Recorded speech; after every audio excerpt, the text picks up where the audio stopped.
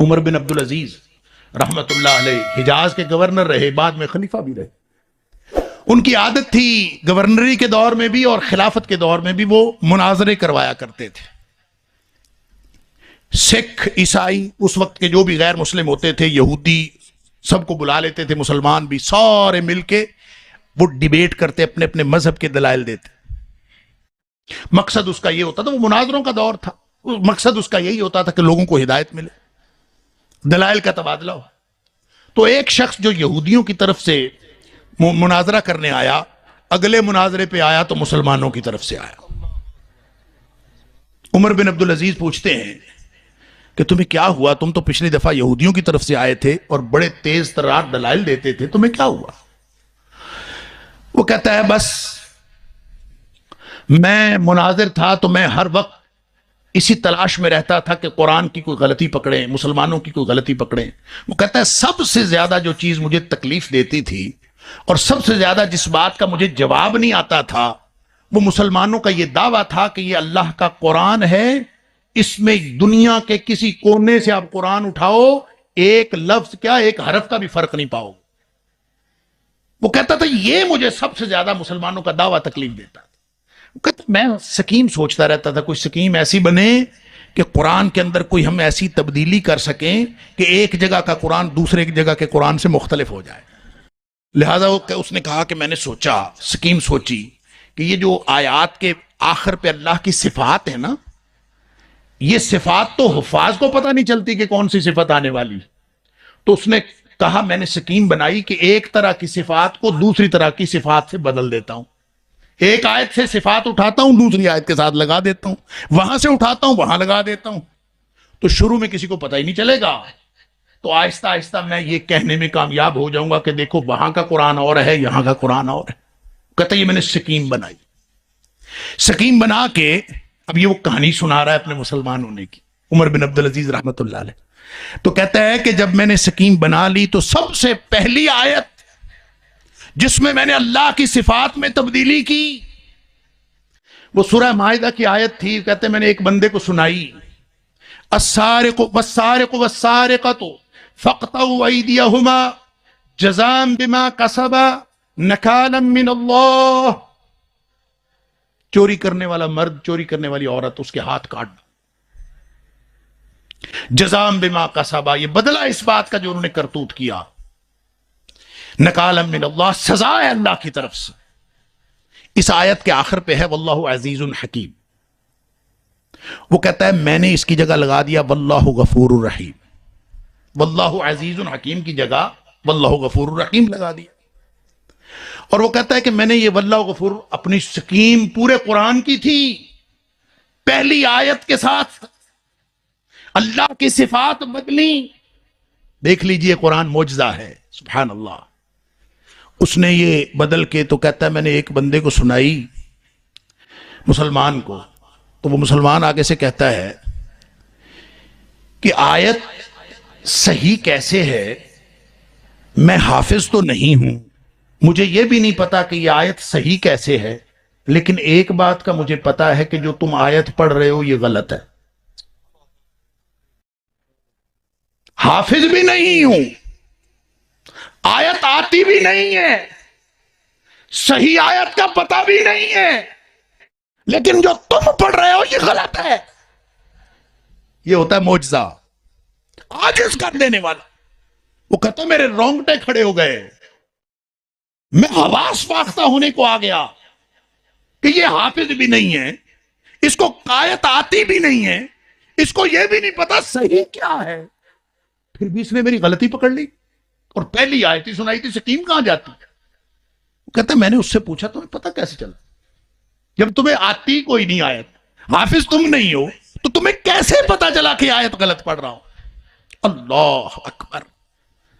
وہ کہتا ہے کہ میں نے، اصل بات تو یہ ہے کہ قرآن معجزہ ہے، یہ عاجز کر دینے والی چیز، یہ آپ اپنا ثبوت ہے، یہ حق ہے، یہ منزل مقصود پر پہنچانے والی کتاب ہے۔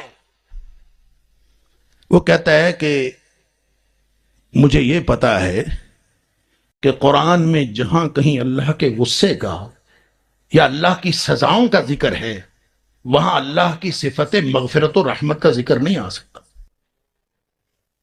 جو آیت تم پڑھ رہے ہو اس میں سزا کا ذکر ہے. ہاتھ کاٹ ڈالو، چوری کرنے والا مرد، چوری کرنے والی عورت، اس کے ہاتھ کاٹ ڈالو. جزام بما کسب، یہ ان کے کرتوتوں کا بدلہ ہے. نکالا من اللہ، سزا ہے اللہ کی طرف سے. تو جہاں سزا کی بات آ رہی ہو وہاں صفت مغفرت و رحمت کی بات نہیں آتی. اس لیے واللہ غفور الرحیم یہاں نہیں آتا. کیا آتا ہے یہ مجھے نہیں پتا، لیکن یہاں غفور الرحیم نہیں آتا. یہ قرآن ہے، یہ معجزہ ہے. نبی پاک صلی اللہ علیہ وسلم فرماتے ہیں وَإِنَّمَا كَانَ الَّذِي أُوتِيتُ وَحْيًا أَوْحَاهُ اللَّهُ تَعَالَى إِلَيَّ، مجھے اللہ نے یہ معجزہ دیا، اور معجزہ ہدایت کے لیے ہوتا ہے. لہذا فرمایا مجھے جو معجزہ اللہ نے دیا یہ ساری دنیا سے، سارے نبیوں سے طاقتور معجزہ ہے. فَأَرْجُو مِنَ اللَّهِ، میں اللہ سے امید رکھتا ہوں ان اکون اکثر تابعا یوم القیامہ، قیامت والے دن میری پیروی کرنے والے سب سے زیادہ ہوں. کیوں؟ قرآن کتاب ہدایت ہے، قیامت کے لیے قائم ہے. جو اس سے جڑ گیا وہ ہدایت پا گیا. یہ قرآن سیدھے منزل مقصود پہ لے جاتا ہے. اللہ، لیکن یہ ملتی کیسے ہے؟ یہ ان کو ملتی ہے.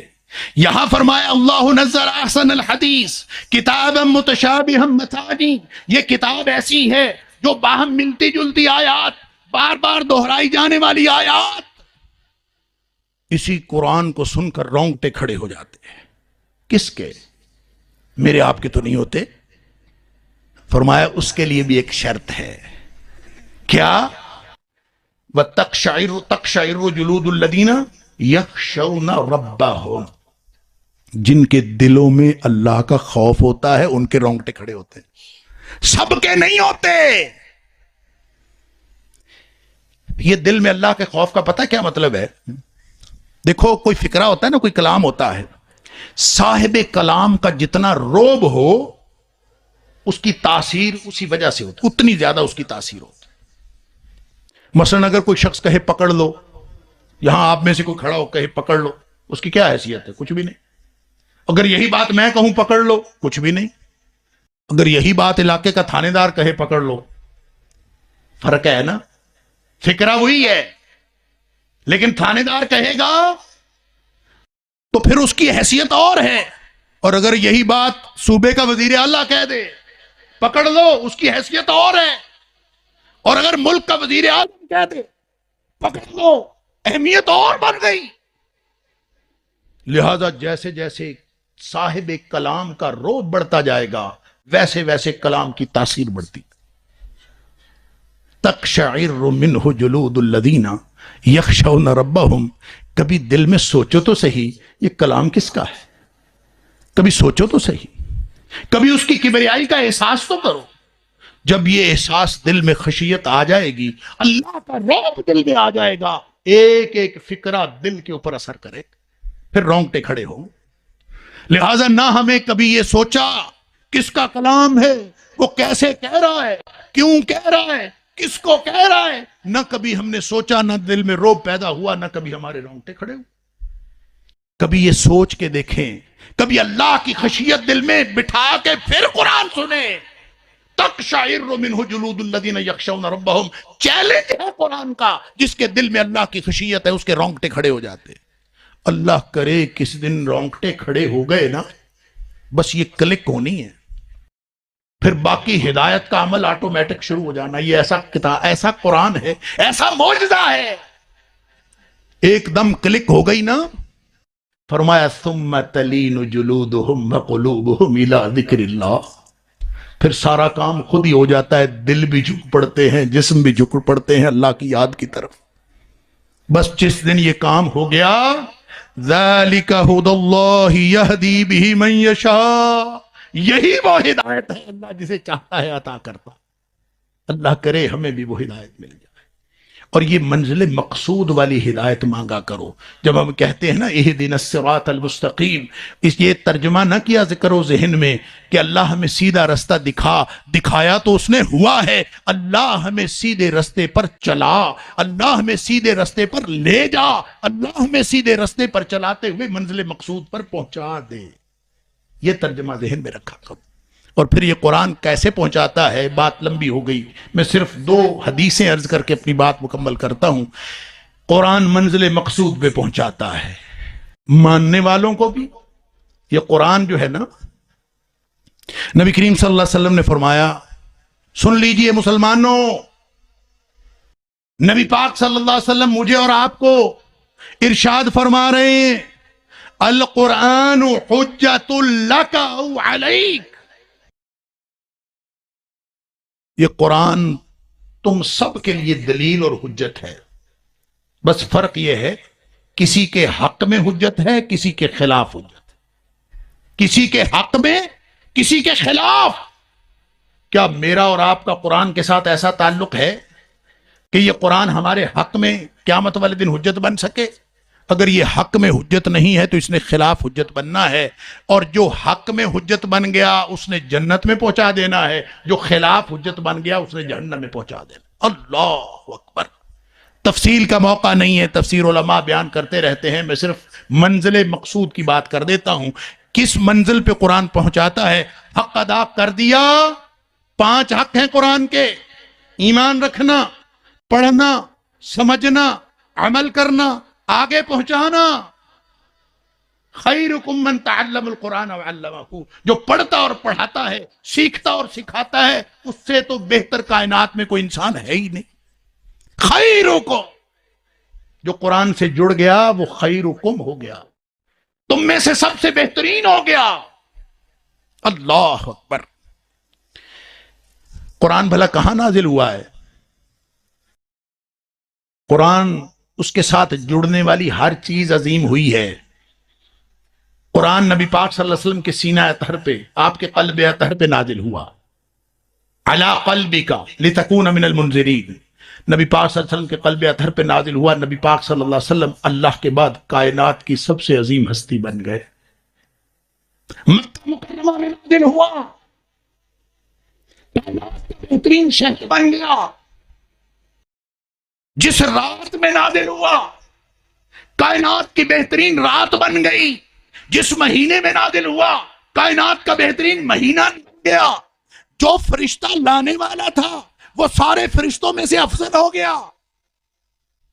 یعنی قرآن کے ساتھ جڑنے کی بات ہے، یہ ایسا پارس کا پتھر ہے جو اس سے جڑ گیا وہ کندن بن گیا۔ اللہ اکبر۔ فرمایا، یہ حدیث سنی ہوئی ہے نا، یقال لصاحب القرآن اقرأ وارتقی، صاحب قرآن کو کہا جائے گا، قرآن والے کو، قرآن کے ساتھی کو۔ ہم اس کا ترجمہ کرتے ہیں حافظ قرآن کو کہا جائے گا۔ سن لیجئے، صاحب قرآن قرآن کا ساتھی ہوتا ہے، حافظ قرآن بھی صاحب قرآن ہو سکتا ہے، اور غیر حافظ قرآن بھی قرآن کا ساتھی ہو سکتا ہے۔ فرق صرف اتنا ہے، جس نے زندگی میں قرآن کو ساتھی بنایا، جس نے زندگی میں قرآن کو ساتھی بنایا، قرآن ایسا با وفا ساتھی ہے، پھر یہ اس کو نہیں چھوڑتا۔ اللہ تعالیٰ نے فرمایا، قیامت والے دن یقال